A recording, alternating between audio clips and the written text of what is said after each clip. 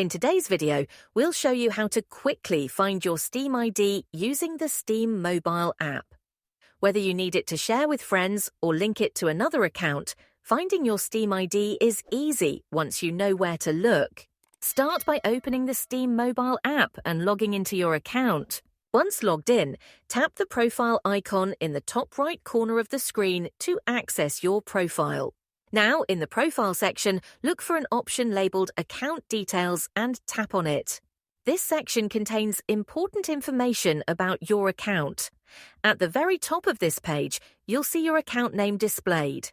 Right beneath your account name, you'll find your unique Steam ID, a long string of numbers that identifies your account. To copy your Steam ID, simply tap and hold on the number until a menu pops up, then select Copy. Your Steam ID is now saved to your clipboard and ready to be shared or used as needed. If you're having trouble locating your Steam ID, make sure your app is up to date.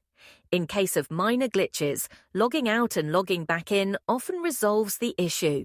If this guide helped you, give it a thumbs up and consider subscribing for more tutorials like this one.